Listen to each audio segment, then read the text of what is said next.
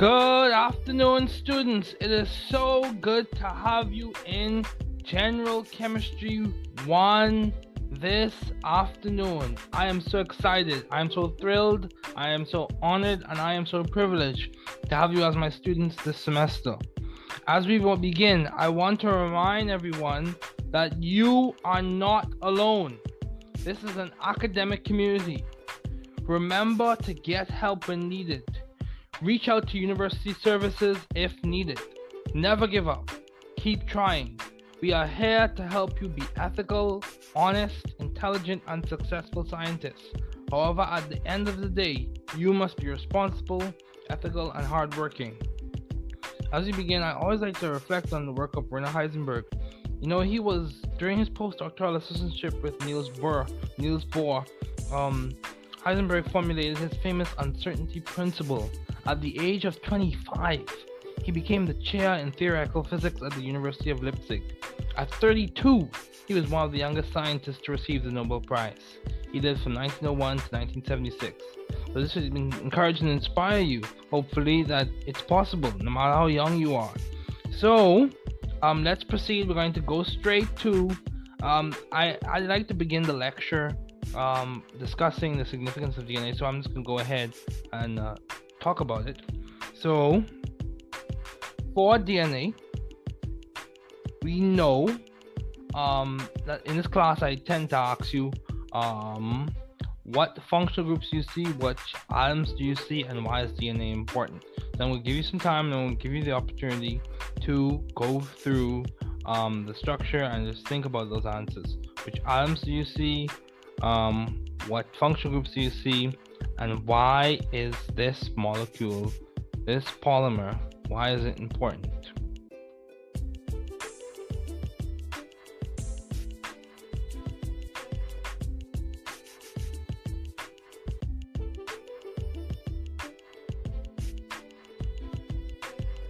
Okay, so let's begin. So right now we see that we have nitrogen. We see that we have nitrogen.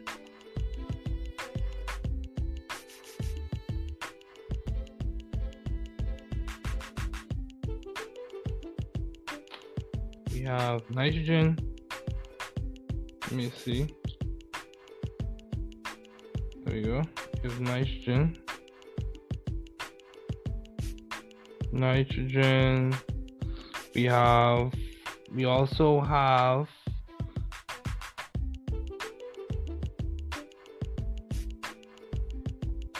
wait a second, having a few technical difficulties.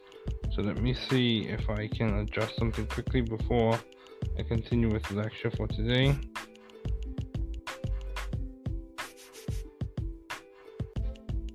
Adjust something quickly.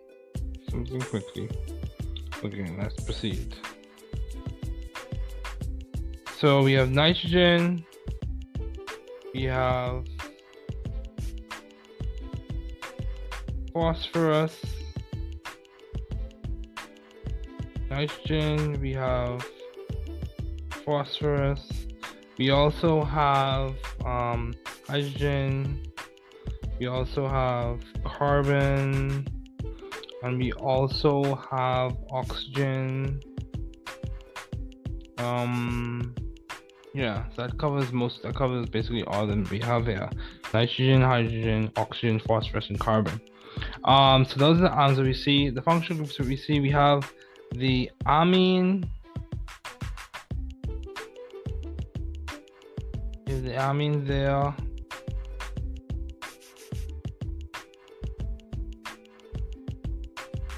Amine there.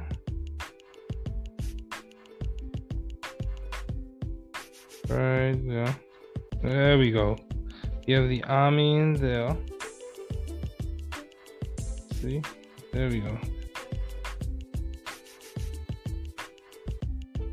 And then we also have the phosphate there. And then we have other functional groups, but I'm not going into all that. We have hydroxyls there. And that's as far as I want to go with you today. So why is DNA important? DNA is important for several reasons. One, plays a role in the replication of cells. It plays a role in maintenance and integrity of cellular function. DNA is important because mutations in DNA can cause diseases, can lead to downstream effects such as diseases.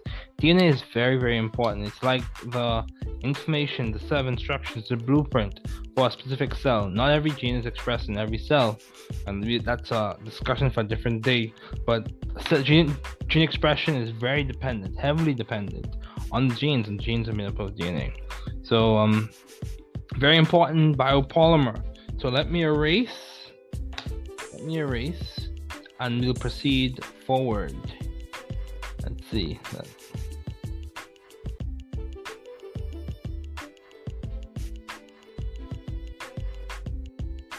So yeah, DNA is very important. It contributes to a lot of discovery. You could go into all of the discussions as to whether it being semi-conservative in terms of its replication, all those things. But that's not for this class today. So let's talk about the goals and objectives of this class. I'd like to remind everyone of this. This is important for us to keep focus. The goal of the class is to teach the chemistry content in a way that is relevant to the Bahamian student and digestible for their understanding. The sequence is as follows. Understand the fundamental concept A. Practice problems relevant to understanding concept A. Learn more nuanced details about each concept, and practice more complex problems that integrate the details and the fundamental understanding. So today, we're actually going to go straight into our discussion for this lecture. This is previous ideas that we discussed earlier.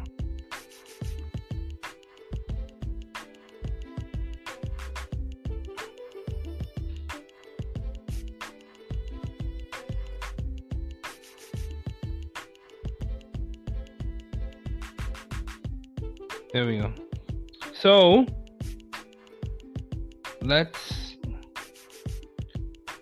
I've already gone through the discussion in which we drew resonance structures, drew different Lewis dot structures. One of the things I want to do today is I want to emphasize some key ideas associated with resonance and resonance structures.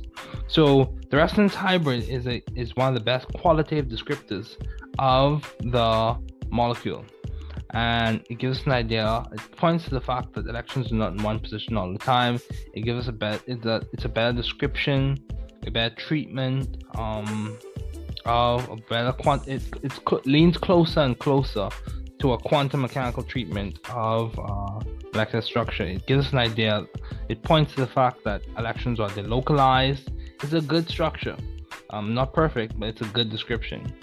And one of the things I want to emphasize in this lecture today is I want us to look at the resonance structures of nitrate. And so look at the resonance structures of nitrate. So let me, right here, nitrate. I want to look at the resonance structures of, I'll be focused on today in terms of resonance structures, and then we'll proceed forward into molecular geometry, and we'll continue to discuss some more ideas in terms of molecular orbital theory and valence bond theory. So let me erase, and now let's proceed. There we go. So let's talk about nitrate. So nitrate, NO3 minus. So we know when we look at nitrogen is in group 5, so that's 5 valence electron. Oxygen is in group 6, so that's 6 valence electrons. So when we add those up, 18 plus 5 is 23, and then we consider the 1 that comes from the minus charge, so plus 1, and that gives us 24. That's that. So let's just so we have that in mind. So we're counting for 24 electrons. So let's come on this side right there, let's draw out what we think the structure would look like. So we consider all of our electrons, we take our atom, we place it there, put single bonds between each atom. So NO, NO, let's see, let me just draw just a little bit better. Actually, I can do a little bit better than that, so let me erase. Let's erase that. There we go. And let's erase that. And let's do this. And like this. There we go. Okay, so that's that. We draw single bonds. So 24 minus 2, 4, 6. 24 minus 6 is 18. So we put 1, 2, 3, 4, 5. 2, 3, 4, 5. 2. And then, okay. So 6 dots or anything, and that accounts for all of the things. However, accounts for all of the electrons. However, the issue that we have here is that this has a minus charge, rest formal charge of -1. This has a formal charge of -1. This has a formal charge of -1, and this has a formal charge of +2. Though this is a resonance structure, it's not the best resonance structure we can draw, because one of the aims for drawing resonance structures is you want to make sure you follow the octet rule. That's a big chief idea. And then you also want to make sure that you minimize formal charge. So that's one, but let's look at another one. So that's one we can draw, but let's look at another one. So look at another one.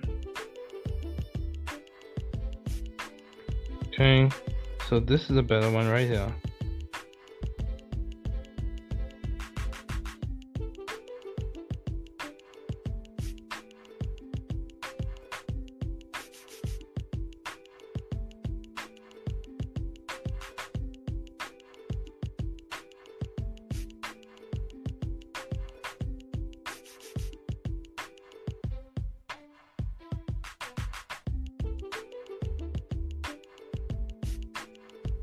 Right here. This is a good one right here.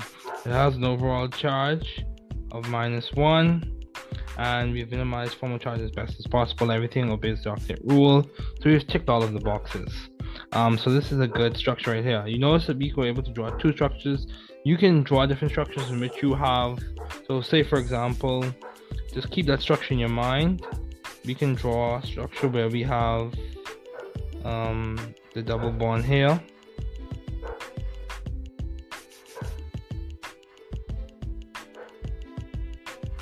So that, and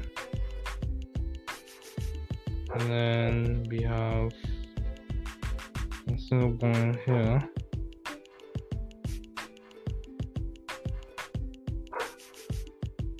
and we have same nitrogen cells, the same form of charge, with double bonds change position.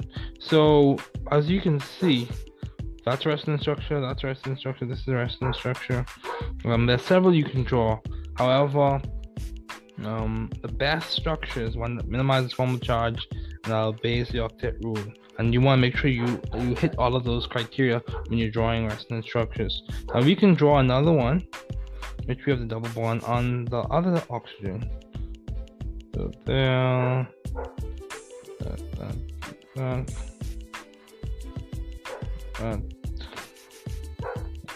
yeah. Actually, let me not rush this. Let me take my time and draw this clearly.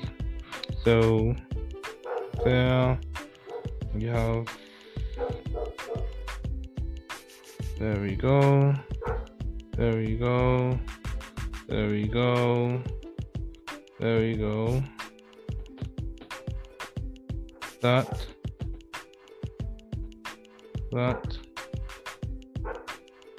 There we go. So that's another resonance structure. So we just drew 4 structures for the same molecule, for the same polyatomic ion. We drew 4 different Lewis dot structures. Different in the sense that the positions of the electrons are position of the electrons between each atom, it's a slightly different configuration or slightly different arrangement. That's a better word to use. However, or slightly different position. That's a better word to use. But yeah, so we just drew several structures for nitrate. It's famous for its resonance, and let me just note something. When we're drawing different resonance structures, so say we have resonance structure A, resonance structure B, resonance structure C,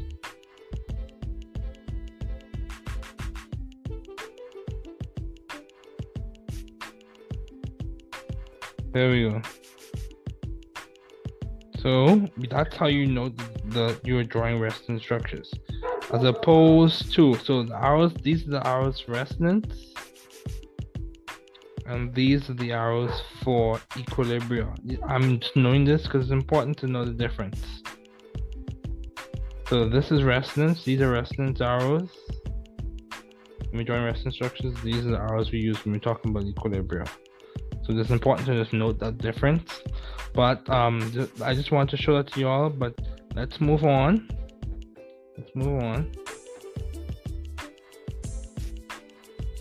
Let me just erase, guys, and then we're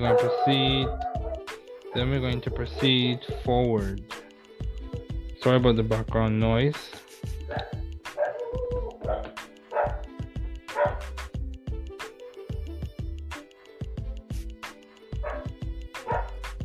Let me just erase.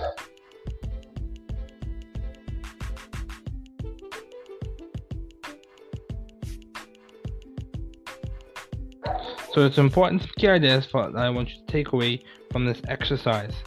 You can draw different Lewis-dot structures for molecules that tend to have double bonds and single bonds in the same structure.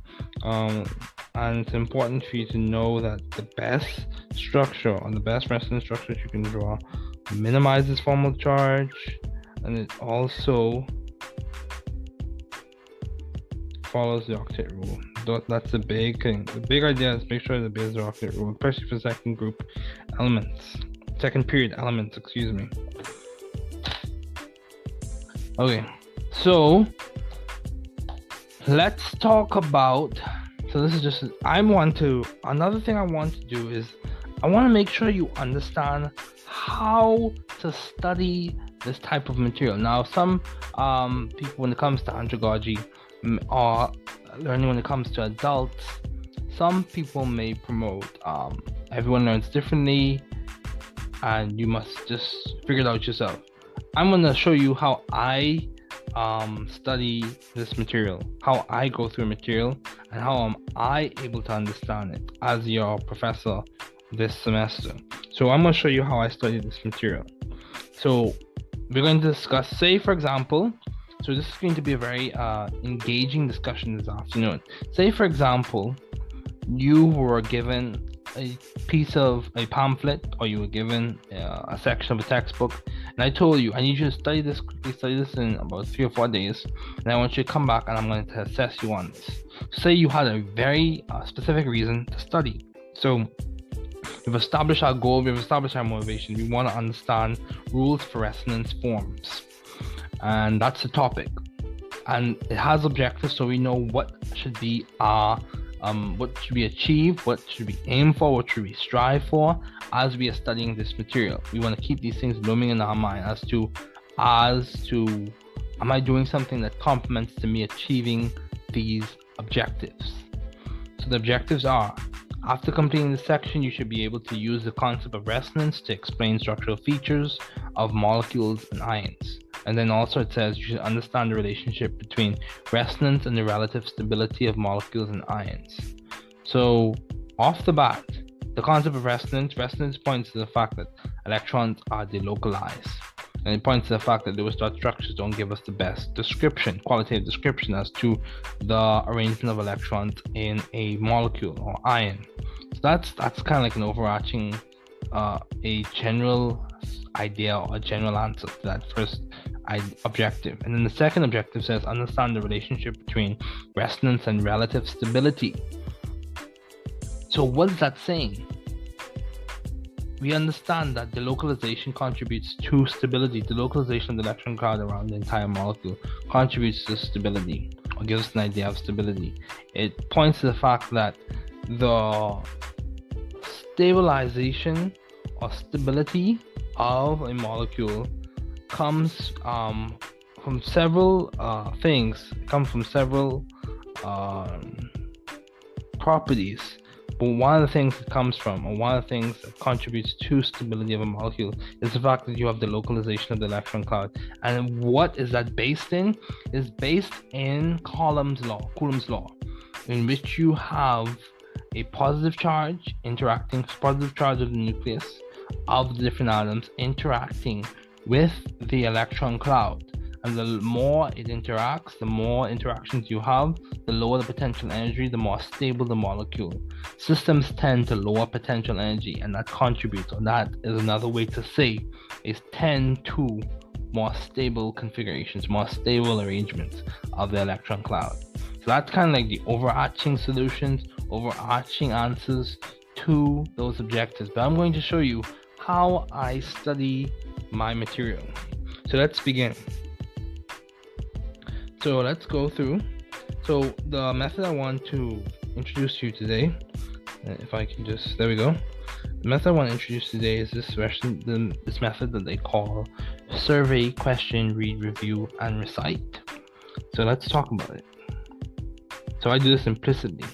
The first thing we're going to do is we're going to survey the material. S. We're going to think of the questions in terms of the objectives that we need to achieve when we read this material. So the questions we're going to have in mind are going to be centered around or targeted at the objectives. We're going to read it again. We're going to review it. And then we're going to recite the key ideas that are associated with this piece of work. So SQR, there we go. Survey, question, read, review, recite. So that's how we're going to do this. You can look up other methods if this doesn't work for you, but my goal for you is to understand this material. So let's begin. First thing we're going to do, it says recognizing, drawing, and evaluating the relative stability of resonance. In this case, this is a excerpt from Creative Commons material, Chemistry Labor Text. So recognizing, let's begin. Recognizing, drawing, and evaluating the relative stability of resonance contributors is essential to understanding organic reaction mechanisms. So that's a big idea. When learning to draw and interpret resonance structures, there are a few basic guidelines to help. It says there's only one real structure for each molecule or ion. This real structure is the resonance hybrid. It takes its character from the average of all the individual resonance contributors, or alternative Lewis dot structures. So when looking at resonance contributors, we are seeing the exact same molecule or ion depicted in different ways. Resonance hybrids are really a single unchanging structure. Okay, and don't confuse resonance structures with tautomerism. Anyway, the resonance hybrid is more stable than any individual resonance structure. So we're just surveying the material. Let's see. The resonance hybrid shows the negative charge being shared equally between two oxygens. 3. Resonance contributors do not have to be equivalent. Also, this means the resonance hybrid will be exact mixture. This means that the resonance hybrid will not be an exact mixture of the two structures. All resonance contributors must be correctly with structures. All resonance contributors must have the same molecular formula, the same number of electrons, and the same net charge. So you also have major and minor resonance contributors. So let's make this more practical. Say I have other things to do. And I need to study this material within 1 or 2 hours. That's the time constraint that I'm given to go through this material. My goal is to get at least a B on this test of this material. So we're making this very practical. I want to get at least a B because I have other classes I'm studying for. 1. 2.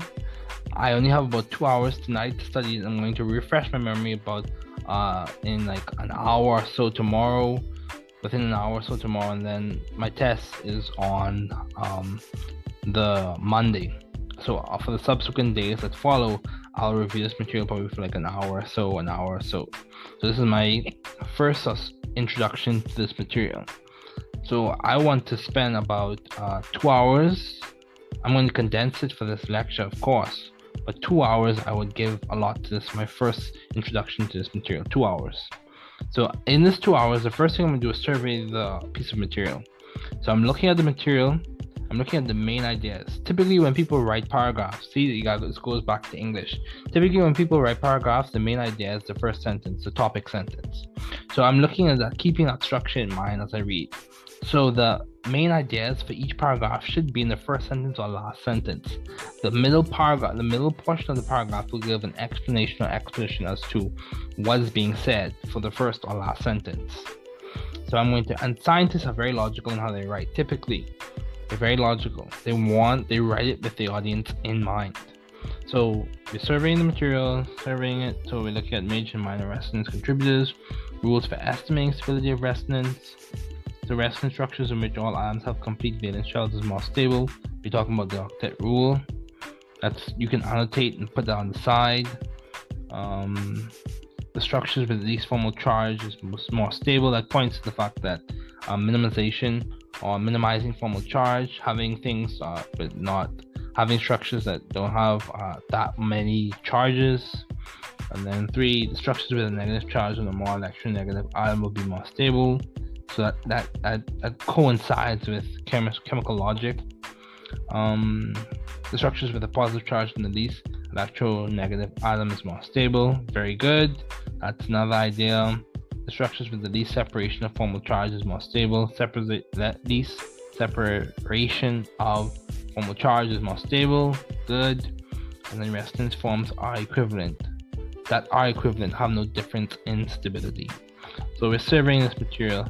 So this is a little bit beyond general basic chemistry in terms of some of these ideas, but we're only studying that which is relevant to us for general chemistry. So we just surveyed the material, so let's read through it. Recognizing, drawing, and evaluating the relative stability of resonance contributors is essential to understanding organic reaction mechanisms. So as we're reading this, we're going to annotate. So let me get the highlighter. I'm going to highlight first. Some people are proponents of highlighting, some people are not. The reason why I'm highlighting is because when we review, we're highlighting the main ideas, and we're going to annotate based on what we need to associate with that main idea to memorize it. So let's highlight. Okay. So before we get to that, let's make this a little bit. There's only one real structure for each molecular ion. That's something we're going to highlight.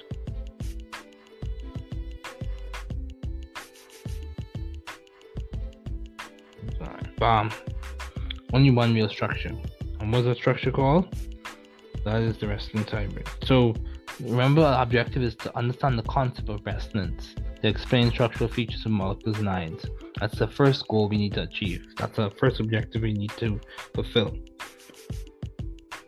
So resonance hybrid. Resonance hybrid. So that. Okay. From the average of all individual resonance contributors. So it's that. Look at that.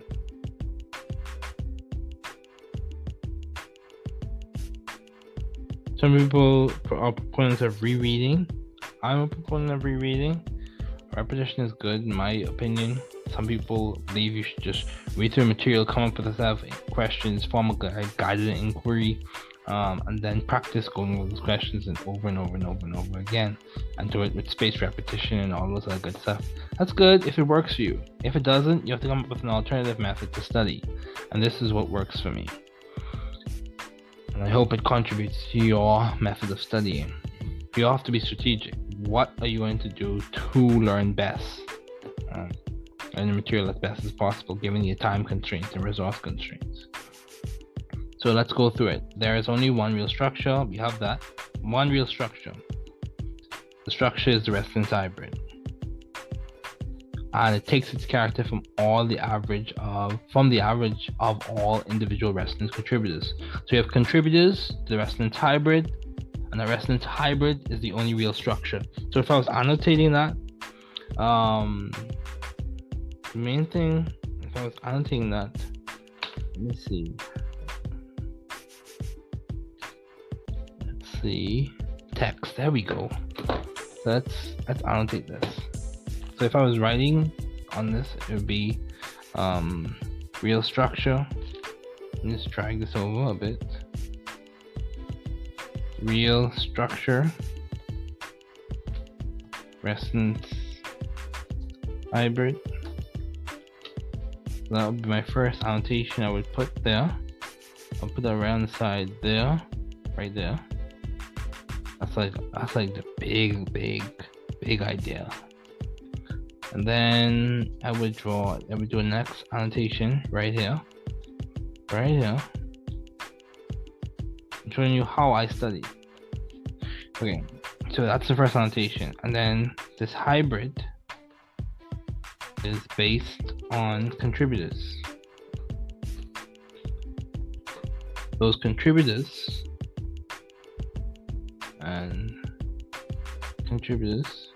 both of the hybrid is based off contributors. Contributors are Lewis dot structures.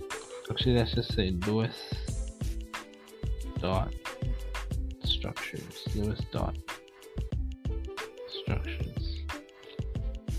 There we go. So that's that.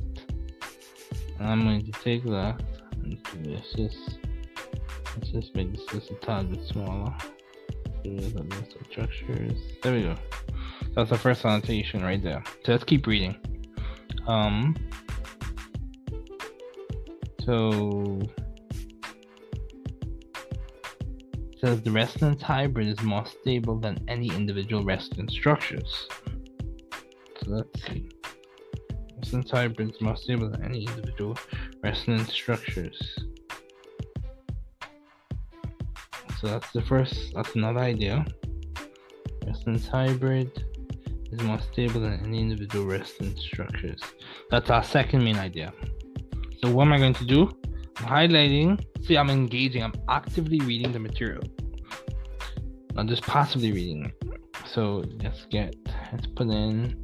That's our second idea. And what's that point to? The localization. So we want to put it in right there. Why is it more stable? The first thing I associate with that stability, the localization. And I'm going to, let me see if I can decrease the font size. Actually, let's just put that right here. So localization, because that's a big idea.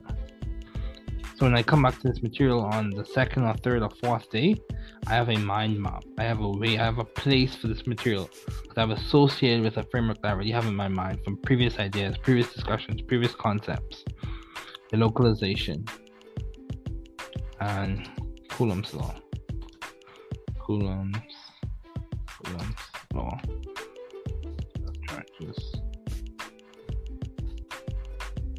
We know just to further develop that positive and negative.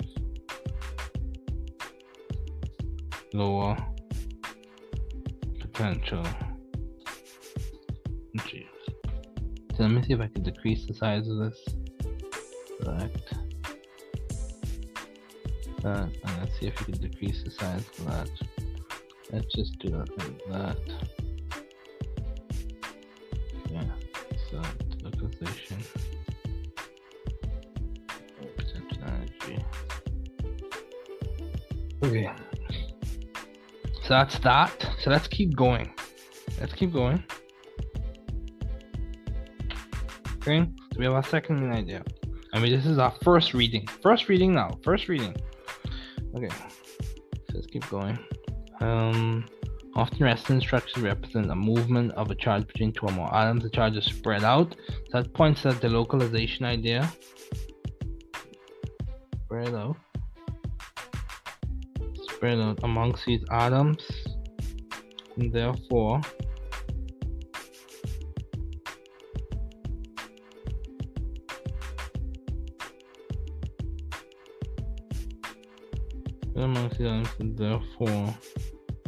more stabilized when looking at the picture above. Resonance contributors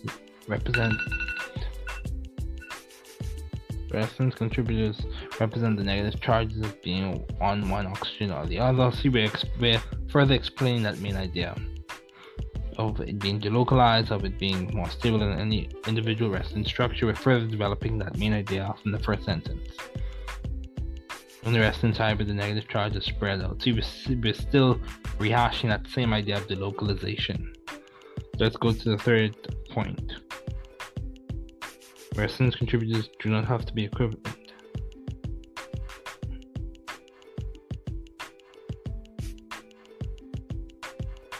Okay, so what does that mean? What is that equivalency, or what is that weighting coming from? It comes from the further ideas we'll discuss in terms of how does it really obey the octet rule? Does each atom have an octet? Does each atom have a full complete valence shell? 1. 2. Do we have as less or least as possible? Do we have minimal separation of charge? Have we minimized formal charge? Those types of ideas contribute to the weighting of the resonance structure or resonance contributor to the resonance hybrid. So resonance contributors do not have to be equivalent. Another idea. So what's that pointing to? It points to, let me erase that. It points to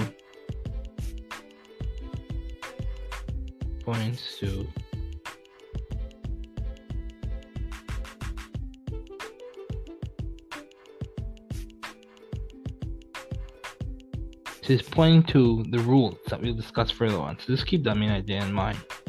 So you have to come up with a framework. You have to come up with a structure that works for you.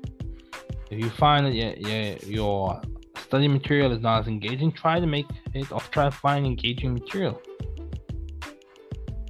There's a lot of free material out there if you have access to the internet.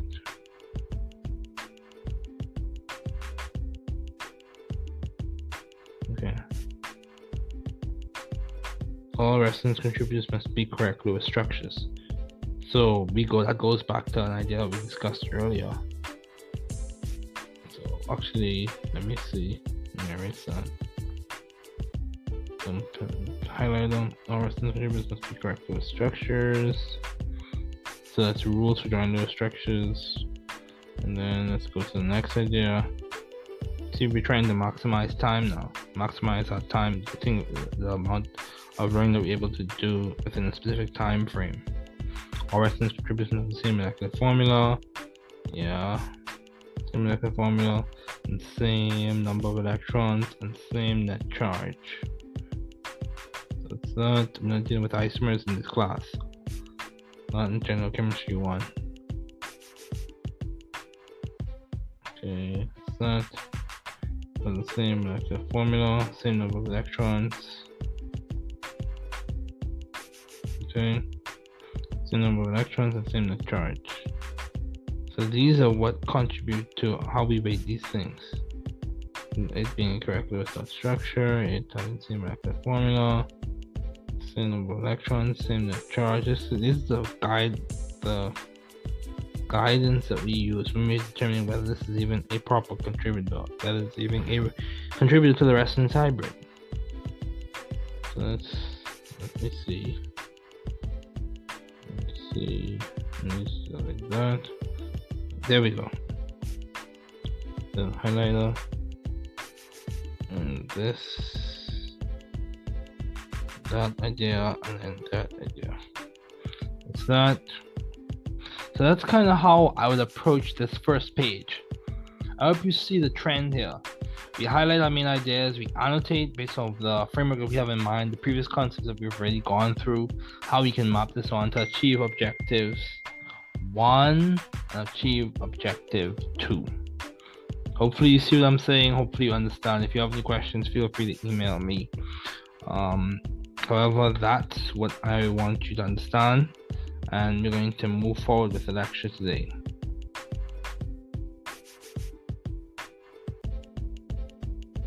Okay, let me see.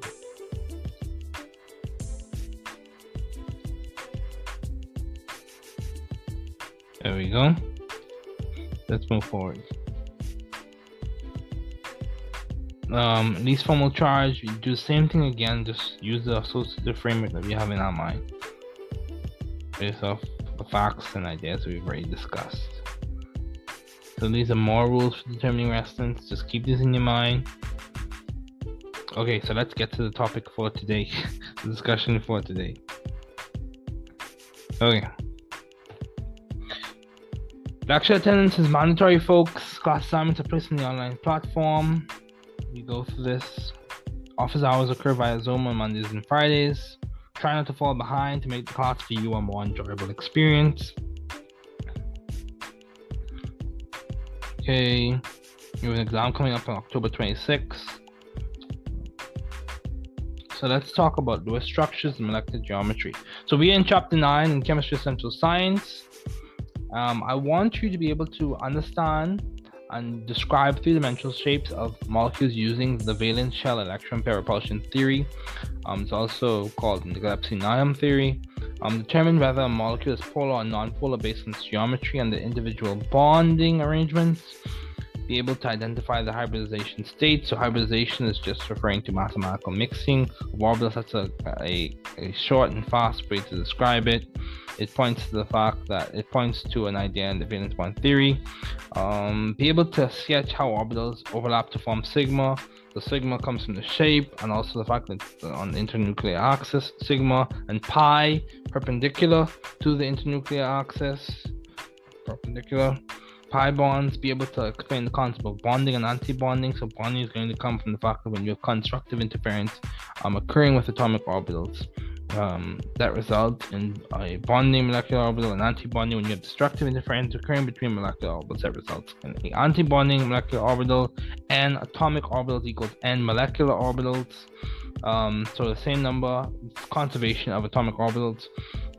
Be able to draw molecular orbital energy level diagrams and place electrons into them to obtain and understand electron configurations of diatomic molecules using molecular orbital theory. And as we'll discuss later on, S&P mixing, that gives you an idea, points to some stability in which the way you arrange that energy level diagram changes as you go between two different atoms or two different diatomic molecules.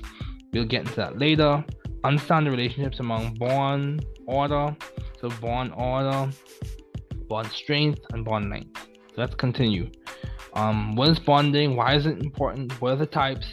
And what types of elements tend to participate in the different types of bonding? So bonding is a theoretical construct that involves the attraction of the electrons of an atom to the nucleus of another atom. It's important because it provides a foundation for chemical reactivity. Bonding occurs as a means for elements to share, attract, or distribute electrons in order to become stable. You have three types of bonding that we are going to discuss in this class: covalent bonding, ionic bonding, dative bonding. Covalent bonding occurs when atoms share electrons as a means of bonding. This occurs between nonmetals and nonmetals. Ionic bonding occurs between metals and nonmetals. This is bonding between ions, cations, and non-ions. The bond-orbital cycle gives us a way or a method or a description as to how that structure is formed, how the ionic compound is formed. We discussed that in previous lectures. Dative bonding occurs when one element donates the entire bonding pair of electrons to form a coordinate covalent compound. Typically occurs between metals and ligands. So let's get to the material we want to discuss for today. So you have three bonding models that we want to just introduce in this class. You have the Lewis model that helps us understand and make educated predictions about chemical observations. You have valence bond theory. It provides a more quantum mechanical treatment of the electron, but not as delocalized along the entire molecule. And then you have MO theory, which is like the creme de la creme for this class. It provides a full quantum mechanical treatment of the molecule and its electrons as a whole. Lewis model is named after Gilbert and Lewis, and you have the valence electrons represented as dots. Your electrons are forming your bonds represented as sticks. And you have chemical symbols to depict the molecules. So let's just go through this again. One thing, so note, place, subtract, intro, or minimize.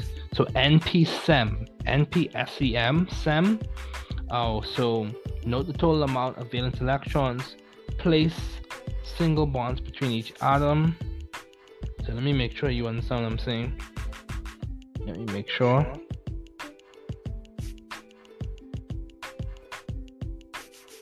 N P SEM.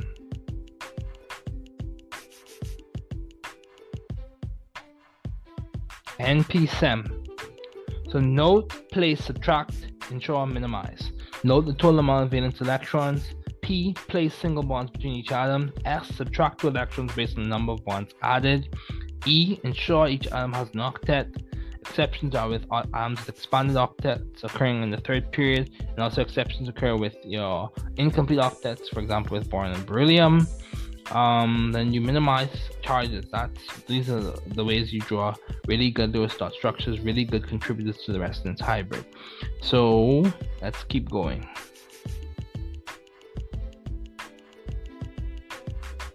Let's keep going. Okay, so bonding theories help us predict the circumstances under which bonds form and also the properties of resultant molecules. Chemical bonds form because they lower the potential energy between the charged particles that compose the atoms. Metals and nonmetals result in ionic bonds. Non-metals and nonmetals typically result in covalent bonds. And metals and metals typically result in metallic bonding. So we've already discussed how to do electron configurations. We've already discussed the bond-orbital cycle. So let's get to what we want to discuss for today. So in terms of common polyatomic ions, I will want you to understand the really, really common ones. And I'm going to, for this class,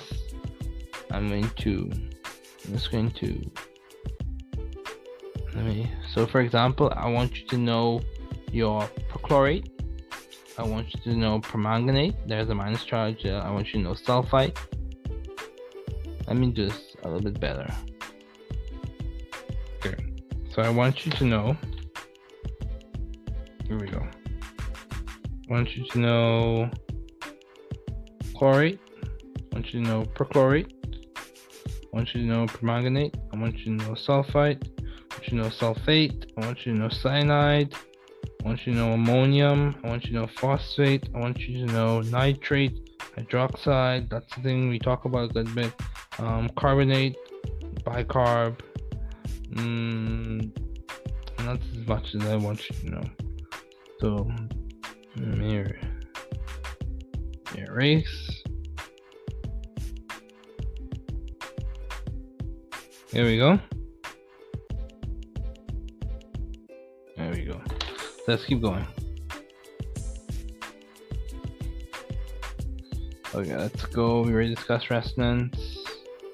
So let's talk about VSEPR. So VSEPR, valence shell electron pair repulsion theory.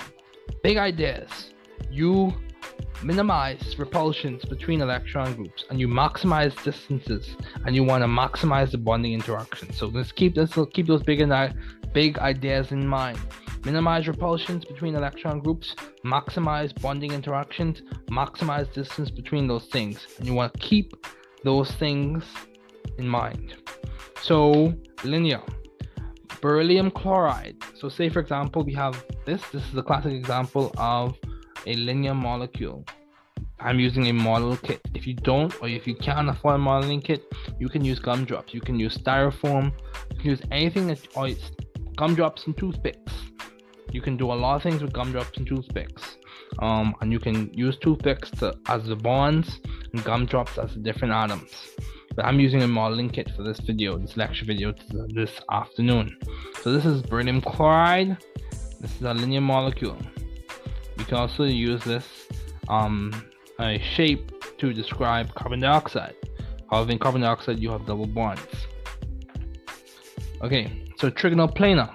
Boron trifluoride. Trigonal planar. Trigonal in one plane. Trigonal planar.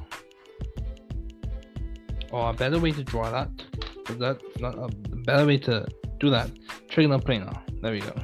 Trigonal planar. Trigonal, one plane, trigonal planar. Okay, so let's talk about methane. Methane, tetrahedral. Tetrahedral. See? Tetrahedral. There are 4 faces. Tetrahedral. Tetrahedral.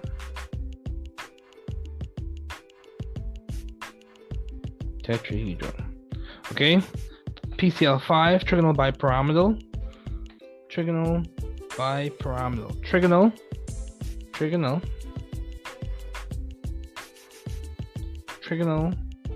bipyramidal. Trigonal. You have your trigonal face right there, and it's bipyramidal. Okay. Then you have your octahedral shape.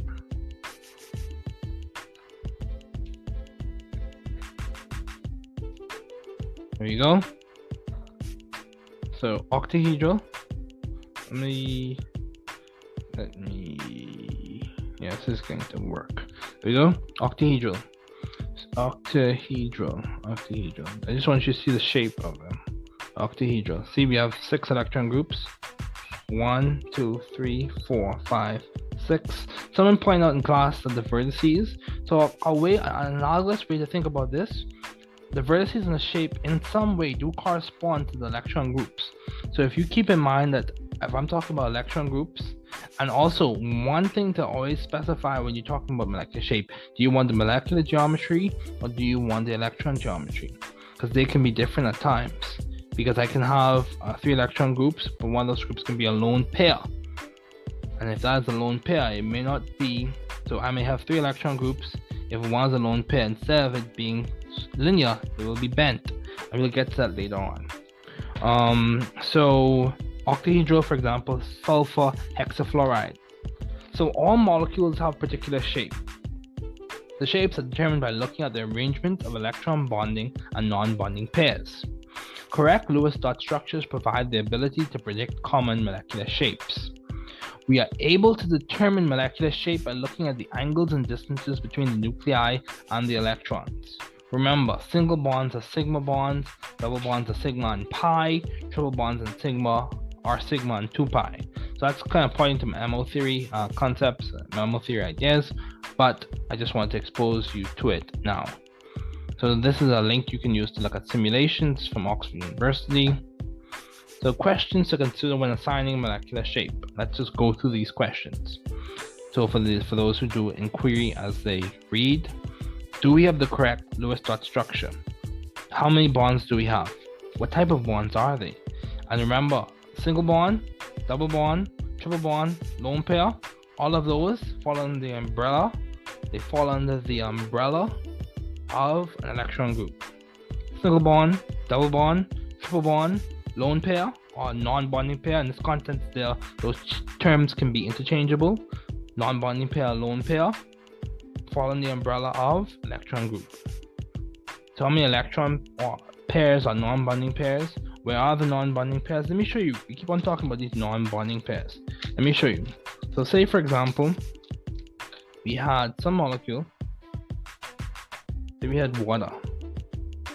This is water has 2 lone pairs.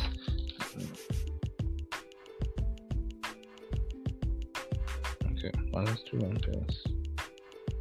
So say I said I want the molecular geometry of water.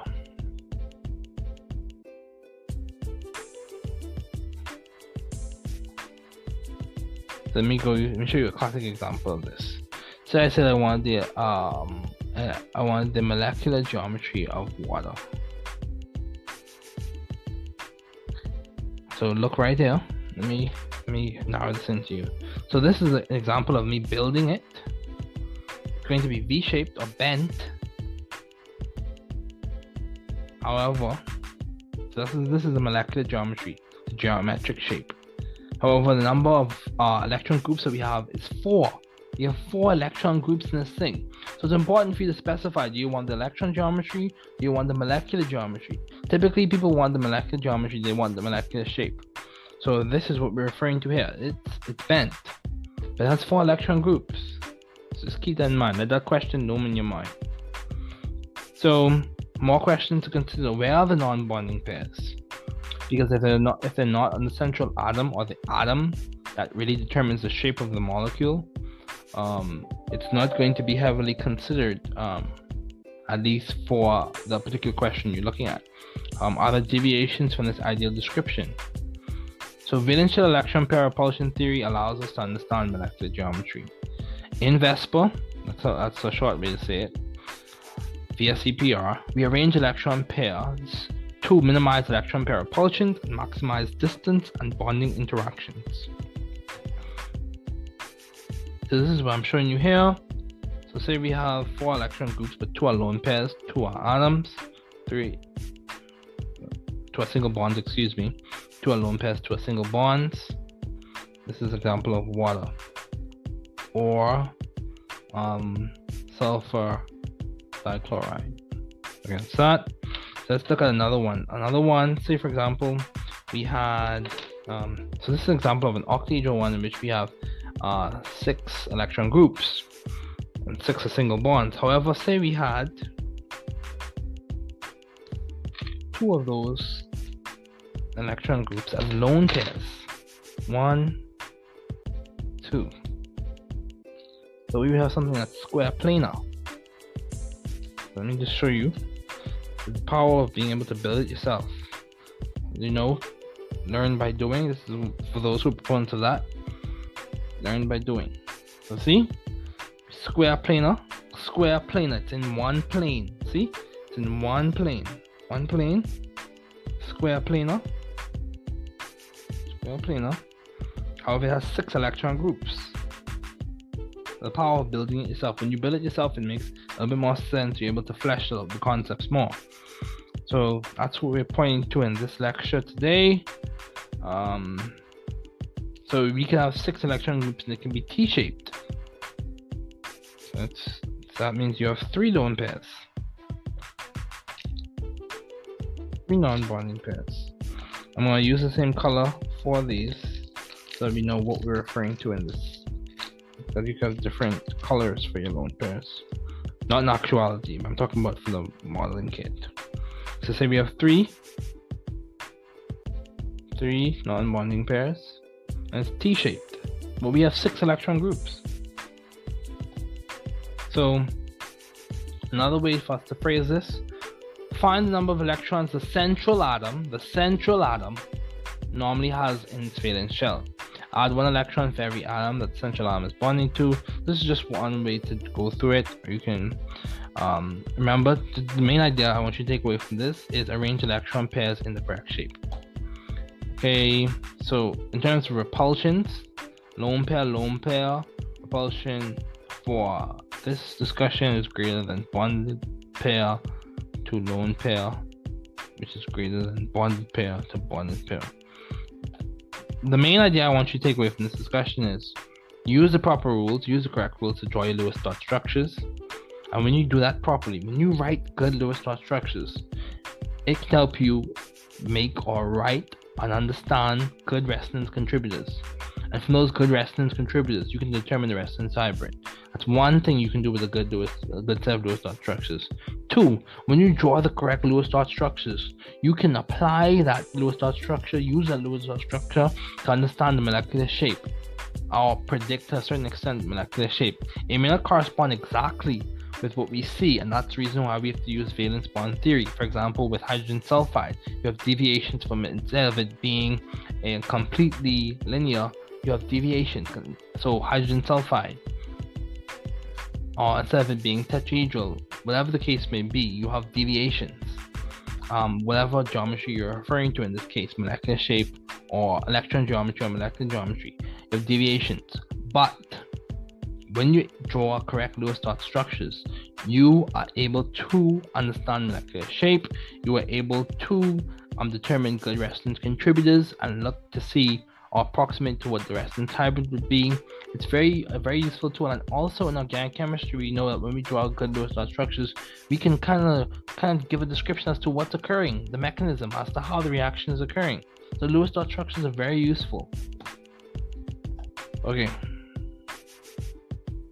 So VSEPR is based on the simple idea that electron groups, which we define as lone pairs, single bonds, multiple bonds, and even single electrons, repel one another through Coulombic forces. So you want to make sure you're looking at the central atom. So valence bond theory. So say for example, remember we talked about this conceptual baton passing, in which we had Max Planck passing it on to Albert Einstein. We had Niels Bohr. We had Max Planck passing it on to Albert Einstein, and then you had Einstein passing it on to Niels Bohr, and then we had Niels Bohr passing it on to Werner Heisenberg. So what I'm saying is typically a way for you to process the concepts. So same way we did that for this thing, we could go from Lewis dot structures. Say if Lewis dot structure was the concept, the main idea, the person with the baton, passing it on to valence bond theory, and then valence bond theory passing it on to molecular orbital theory. This is a way to process the concepts so that you can build on it if this works for you. Okay, valence bond theory is a more advanced theory on which is an application of a general quantum mechanical approximation method called perturbation theory. We're not going deep into that. This is not quantum mechanics class. Just want to expose you to it. So in many cases, these orbitals are just sp, d, and f. In other situations, the orbitals are hybridized. VBT, valence bond theory, we calculate the effect of these interactions on the energies in the atomic orbitals. So when we apply valence bond theory to a number of atoms and their corresponding molecules, we arrive at the following general observation.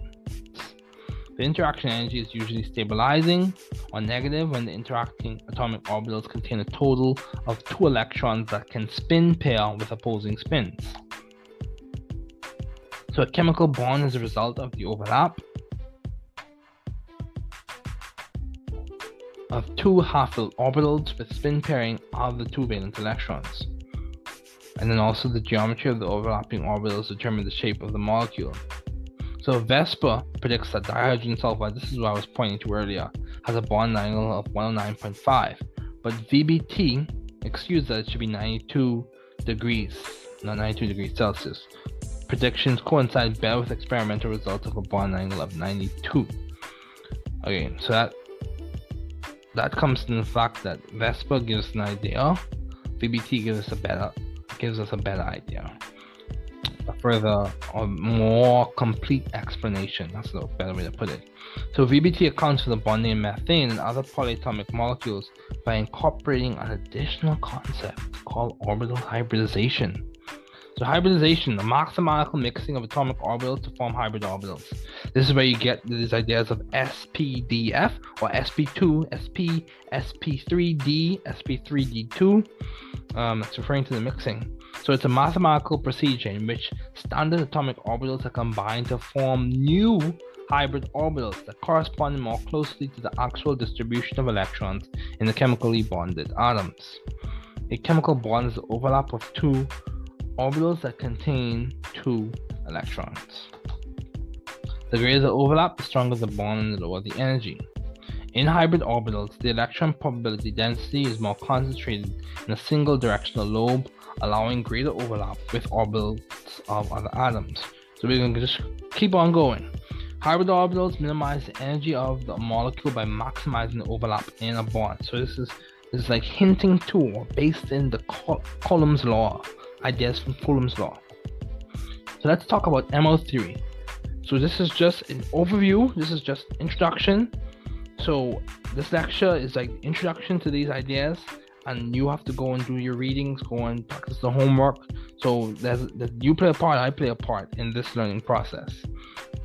I help to facilitate, we break up the ground, we help with conceptual ideas forming, helping you see where you can put in your associative framework for learning and andragogical ideas, and then you are able to apply the concept. You are able to associate it with something you know, and you're able to learn it and flesh this out and make this more real to you. Develop your scientific intuition, all those things.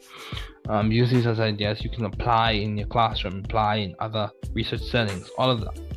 So MO theory, this is just an orbital diagram. We have a sigma, sigma star, sigma referring to a bonding orbital, sigma referring to a bonding orbital, sigma star referring to antibonding, sigma, and you have a pi, pi star, sigma star. In MOT, we do not actually solve Schrodinger's equation or molecule directly. Instead, we use a trial function, an educated guess. The trial function we use in this case would be LCAOs, linear combination of atomic orbitals. However, no matter how good our guess, nature is the best at minimizing the energy of the orbital. The simplest trial function that we're going to use in this class is LCAOs, linear combinations of atomic orbitals, which is basically a weighted linear sum of the valence atomic orbitals of the atoms in the molecules. So this big idea that I pointed to earlier, n atomic orbitals equals n molecular orbitals. Sigma orbital, the name is derived from the shape and position on the internuclear axis, and pi orbitals, the shape and position, name is derived from the shape and the position perpendicular to the internuclear axis. So antibonding orbital, you have destructive interference results in MO higher than the energy for the atomic orbitals. This MO is an antibonding orbital.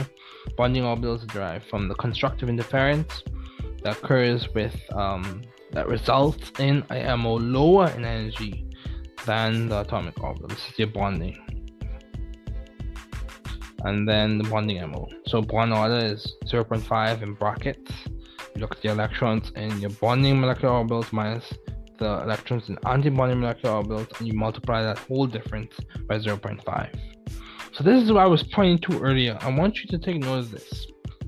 Take note of this. You see, as you go from nitrogen, diatomic nitrogen to diatomic oxygen, you have a switching. You have a switching of the order. So you go from pi 2p to sigma 2p, and then for oxygen, diatomic oxygen, you go from sigma 2p to pi 2p. So where's that come from? We're not going into a deep quantum mechanical explanation for that. This is a general chemistry class. What we're going to do is get the main idea, get the short summary, condensed answer for that question. Why does the order change? The bottom line is that S&P mixing is significant in diatomic boron, carbon, and nitrogen, but not in diatomic oxygen, fluorine, and neon. That's the surface level. That's just what we're going to talk about for that. So MO theory, let's continue. MO theory helps us understand diamagnetism, in which you have paired electrons, or paramagnetism, in which you have unpaired electrons. And you can see an example of this with supercooled oxygen being held up between two magnets. So our references, those are our references, and that's where we're going to end off our discussion today. Once again, it was so good to have you in lecture today. So good to see you. So good to know that you're in my class. Excited to have you in my class. I want everyone to know that you're not alone. Keep up the work that you're doing. Keep pushing. Keep going. We're cheering you on.